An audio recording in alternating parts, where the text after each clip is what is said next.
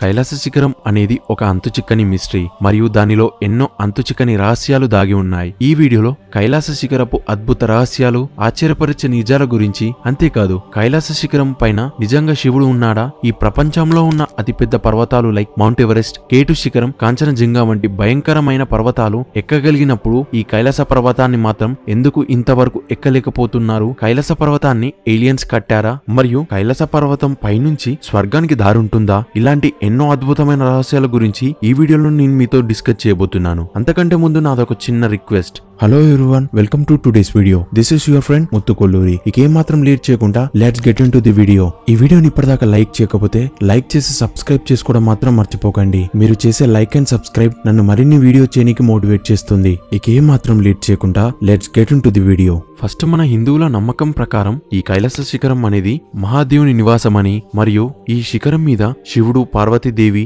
ఇంకా నంది ఉంటారని మనం నమ్ముతాం. ఇది హిందువులకే కాదు వేరే మతాలకు కూడా పుణ్యస్థలం. హిందువులు, బౌద్ధులు, జైనులు ఈ పర్వతాన్ని అత్యంత పవిత్రమైనదిగా భావిస్తారు. ఇంకా ఈ కైలాస పర్వతం పైనుంచి స్వర్గానికి కూడా దారి ఉంటుందని, మహావిష్ణువు నివసించే పాల సముద్రానికి, బ్రహ్మలోకానికి కూడా దారి ఉంటుందని చాలా మంది నమ్ముతారు. ఇంకా చివరి దశలో పాండవులతో ద్రౌపది, అరుంధతి, వశిష్ఠుడు, ఆదిశంకరాచార్యుల వారు వీరంతా కైలాస పర్వతాన్నెక్కి మోక్షం పొందారని మన హిందూ గ్రంథాల్లో రాసి ఉంది. ఫస్ట్ ఇప్పుడు మనం తెలుసుకోవాల్సింది ఏమిటంటే ఈ కైలాస శిఖరం ఎక్కడ ఉందని. ఈ కైలాస శిఖరం మన పక్క దేశమైన టిబెట్ దేశం యొక్క పశ్చిమ భాగంలో ఉన్న పర్వత శ్రేణుల్లో ఇది ఒకటి. ఇంకా కైలాస శిఖరం నుంచి 4 నదులు ప్రవహిస్తాయి. అవి ఇండస్ నది, సట్లెజ్ నది, బ్రహ్మపుత్ర నది, కర్నల్ నది. ఈ 4 నదులు 4 వైపులా ప్రవహిస్తాయి. ఈ ప్రపంచంలో ఉన్న అతిపెద్ద ఎత్తైన పర్వతాల్లో ఈ కైలాస పర్వతం కూడా ఒకటి. ఈ కైలాస శిఖరం ఎత్తు 6.6 కిలోమీటర్లు ఉంటుంది. ఇప్పుడు మీకు అనిపించొచ్చు ఈ పర్వతం మామూలు పర్వతం లాగానే ఉంది, ఇందులో ఏం మిస్టరీ ఉందని. కానీ ఇప్పుడే మిస్టరీ స్టార్ట్ అయింది. ఇప్పటి వరకు ఈ కైలాస శిఖరాన్ని 1000 మంది మౌంటైనర్స్ ఎక్కడానికి ట్రై చేశారు. కానీ వారిలో ఒక్కరు కూడా దీని పై వరకు ఎక్కలేకపోయారు. ఇంకా నిజం చెప్పాలంటే పై వరకు ఏంటి, సగం కూడా ఎవ్వరు ఎక్కలేకపోయారు. ఈ ప్రపంచంలో కైలాస పర్వతం కంటే ఇంకా అతిపెద్ద పర్వతాలు ఎన్నో ఉన్నాయి. లైక్ మౌంట్ ఎవరెస్ట్, కేటు పర్వతం, కాంచనజంగా. అందులో మౌంట్ ఎవరెస్ట్ అనేది ప్రపంచంలోనే అతిపెద్ద పర్వతం. ఈ మౌంట్ ఎవరెస్ట్ ఎత్తు 8845 మీటర్లు. అంటే ఈ కైలాస పర్వతం కంటే 2000 మీటర్లు పెద్దది. ఈ మౌంట్ ఎవరెస్ట్ పైకి 7000 మందికి పైగా ఎక్కారు. ఈ కైలాస పర్వతం మౌంట్ ఎవరెస్ట్ కంటే 2000 మీటర్లు తక్కువ అయినప్పటికీ ఒక్కరంటే ఒక్కరు కూడా ఎక్కలేకపోయారు. ఎంతో మంది స్టార్టింగ్ లోనే వెనక్కి వచ్చేశారు. కానీ కొంతమంది వెనక్కి కూడా రాలేదు. అక్కడ ఎక్కడానికి వెళ్లిన వాళ్ళు భయపడి వెనక్కి వచ్చారు. అక్కడ ఏదో ఉందని, అది తరచుగా ఇక్కడికి రావద్దు అని, ఇక్కడ నుంచి దూరంగా వెళ్లిపోమని సంకేతాలు వస్తున్నాయని చెప్పడం జరిగింది. కైలాస పర్వతాన్ని ఎక్కడానికి ట్రై చేసిన వాళ్ళలో కొంతమందిని ఇంటర్వ్యూ చేస్తే ఏం చెప్పారంటే పైకి వెళ్లిన కొద్దీ క్లైమేట్ అకస్మాత్తుగా చేంజ్ అవుతుందని, ఆక్సిజన్ ఎక్కువ మోతాదులో ఉన్నప్పటికీ శ్వాస తీసుకోవడంలో ఇబ్బంది కలుగుతుందని, గుండె కొట్టుకునే వేగం 2 అవుతుందని చెప్పారు. ఇంకా అంతేకాదు వారు ఏం చెప్పారంటే మన గోర్లు, తల వెంట్రుకలు వేగంగా పెరుగుతున్నాయని, ముఖం మీద తొందరగా ముడతలు వస్తున్నాయని, వయసు 2 వేగంతో పెరుగుతున్నట్లు అనిపిస్తుందని చెప్పారు. ఇవన్నీ వినడానికి చాలా ఆశ్చర్యంగా ఉంది కదా? ఎస్, మీరు విన్నది నిజమే. ఈ రహస్యం గురించి తెలుసుకోవడానికి ఒక రీసెర్చ్ టీం చేసిన పరిశోధనలో ఏం తెలిసిందంటే ఈ కైలాస పర్వతం అనేది ఎగ్జాక్ట్ భూమికి సెంటర్ పాయింట్ లో ఉందని తెలిసింది. ఇది ఇంగ్లాండ్ లో ఉన్న మిస్టీరియస్ ఫార్మేషన్ అయిన స్టోన్ హెంజ్ నుంచి ఎగ్జాక్ట్ గా 6666 కిలోమీటర్లు మరియు నార్త్ పోల్ నుంచి కూడా 6666 కిలోమీటర్లు ఎగ్జాక్ట్ గా ఉంటుంది. అలా సౌత్ పోల్ నుంచి వీటికి 2 అంటే 13332 కిలోమీటర్లు ఎగ్జాక్ట్ గా ఉంటుంది. అర్థమయ్యే విధంగా చెప్పాలంటే ప్రతి మనిషికి సెంటర్ అతని నాభి. ఈ నాభి నుంచి మన జీవనం స్టార్ట్ అవుతుంది. అలాగే ఈ కైలాస పర్వతం అనేది కూడా ఈ భూమికి నాభి లాంటిది. ఇక్కడ నుంచి మన భూమిపై జీవనం మొదలవుతుంది. అంటే ఈ భూమిపై ఉన్న అన్ని జీవ జంతువులకు జీవనం ఉండడానికి ఇది ఒక వాతావరణాన్ని ఏర్పరుస్తుంది. అలాగే ఈ పర్వతం భూమికి సెంటర్ లో ఉండడం వల్ల దీని చుట్టూ హై ఎనర్జీ రేడియేషన్ ఉంటుంది. అందుకే ఇక్కడ కంపాస్ పనిచేయదు. ఇంకా వాతావరణం అకస్మాత్తుగా చేంజ్ అవుతుంది. టైం ఫాస్ట్ గా గడిచిపోతుంది. అందుకే ఇక్కడ మన గోర్లు, తల వెంట్రుకలు వేగంగా పెరుగుతున్నట్లు అనిపిస్తుంది. ముఖం మీద తొందరగా ముడతలు పడుతున్న భావం కలుగుతుంది. సో ఇక్కడ మీరు గమనిస్తే ఇండైరెక్ట్ గా టైం ట్రావెల్ చేస్తున్నట్టు అనిపిస్తుంది కదా?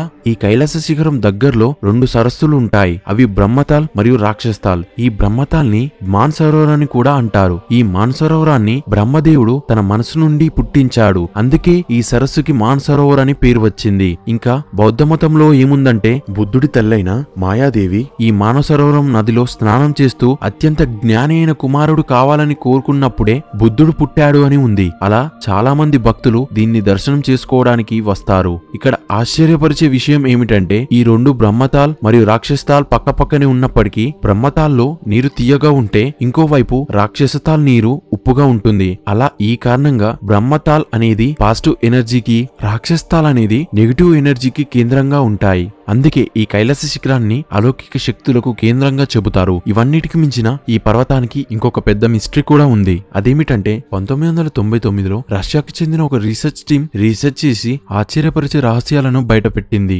అదేమిటంటే ఈ కైలాస పర్వతం నిజానికి పర్వతమే కాదని, ఇది మనుషులు తయారు చేసిన పిరమిడ్ లాగా ఉందని, మరియు ఇది నేచురల్ గా ఫామ్ అయింది కాదని చెప్పారు. వినడానికి చాలా ఆశ్చర్యంగా ఉంది కదా. మీరు అనుకోవచ్చు చిన్న చిన్న పిరమిడ్లు నిర్మించవచ్చు, కానీ ఏకంగా ఇంత పెద్దది ఎవరు ఎలా నిర్మించగలరు అని. సో ఇది నిజమా కాదా అని నేను చెప్పలేను, మీకే కొద్ది నిమిషాల్లో అర్థమవుతుంది. మనకు నార్మల్ గా తెలుసు అదేమిటంటే శివుని గుడిలో శివలింగం ముందుగా నంది విగ్రహం ఖచ్చితంగా ఉంటుందని. అలాగే సేమ్ గా ఈ కైలాస పర్వతం ముందు నంది పర్వతం అనేది ఉంటుంది. కానీ ఈ నంది పర్వతం పైన మనకు వివిధ రకాల శిల్పాలు, అనేక ఆకృతులు, దేవత బొమ్మలు, విగ్రహాలు కలిగి ఉంటాయి. ఇవన్నీ ఎలా ఉంటాయంటే ఎవరో వాటిని చెక్కి ఈ శిల్పాలను అక్కడ నిర్మించినట్లు ఉంటుంది. ఇంకా ఈ కైలాస పర్వతానికి మరియు నంది పర్వతానికి మధ్యలో మెట్లు కూడా మనం చూడవచ్చు. నిజానికి ఈ కైలాస పర్వతం ప్రాణమున్న ఒక శివలింగం లాగా కనపడుతుంది. ఇంకా విష్ణు పురాణంలో ఏమనుందంటే ఈ కైలాస శిఖరం 4 వైపులా 4 రూపాల్లో కలిగి ఉంటుందని. ఒకవైపు సింహం లాగా, రెండో వైపు గుర్రం లాగా, మూడో వైపు ఏనుగులాగా మరియు 4వ వైపు నెమలిలాగా కనిపిస్తుంది. ఇక్కడ సింహం పార్వతీదేవి వాహనంగా,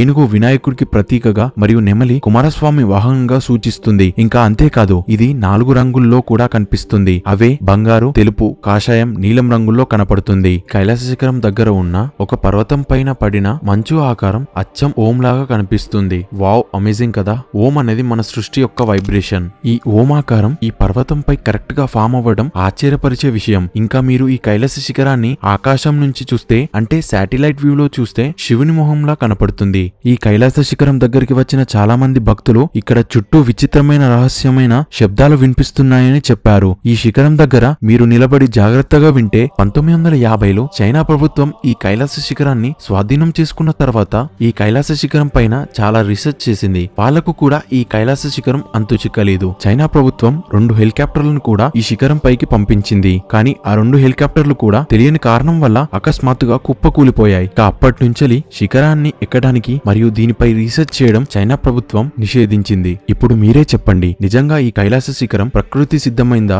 ఈ కైలాస శిఖరం ముందు నంది పర్వతం ఉండటం, ఇంకా అక్కడ శిల్పాలు, విగ్రహాలు కలిగి ఉండటం, ఈ పర్వతం 4 వైపులా 4 రంగుల్లో మరియు 4 రూపాల్లో కనపడడం, మరియు ఓం అనేది ఈ సృష్టి యొక్క వైబ్రేషన్. కానీ ఇక్కడ ఓం ఆకారం లాగా ఉన్న ఒక పర్వతం ఉండటం మరియు ఈ కైలాస శిఖరం ఎగ్జాక్ట్ గా భూమికి సెంటర్ లో ఉండటం, ఇవన్నీ చూస్తుంటే ఇది ప్రకృతి సిద్ధమైందని చెప్పలేం. నా దృష్టిలో ఈ కైలాస శిఖరాన్ని ఒకప్పుడు అడ్వాన్స్ టెక్నాలజీ వారు నిర్మించారు. ఎందుకంటే ఇప్పుడున్న టెక్నాలజీ కంటే ఒకప్పుడు అడ్వాన్స్ టెక్నాలజీ వాళ్ళ దగ్గర ఉండేది. సో ఆ టెక్నాలజీతోనే ఆ కైలాస శిఖరాన్ని నిర్మించారు. నిజంగా ఈ కైలాస పర్వతం మామూలు పర్వతం కాదు. దీనిలో మనకు అర్థం కాని అంతు చిక్కని రహస్యాలు దాగి ఉన్నాయి. చివరికి ఈ కైలాస పర్వతంపై శివుడు ఉన్నాడా లేడా అనంటే ఎవరి నమ్మకం వారిది. నా కన్క్లూజన్ ఏమిటంటే ఎస్, ఈ కైలాస శిఖరంపై నిజంగా శివుడు ఉన్నాడు మరియు ఈ కైలాస శిఖరమే శివుడు. హరహర మహాదేవ్, శంభో శంకర. మరి మీరు ఈ కైలాస పర్వతం గురించి ఏమనుకుంటున్నారో కామెంట్ చేయండి. మరిన్ని వీడియోస్ కోసం మన ఛానల్ ని సబ్స్క్రైబ్ చేసుకొని పక్కనే ఉన్న బెల్ బటన్ ని కూడా యాక్టివేట్ చేసుకోండి.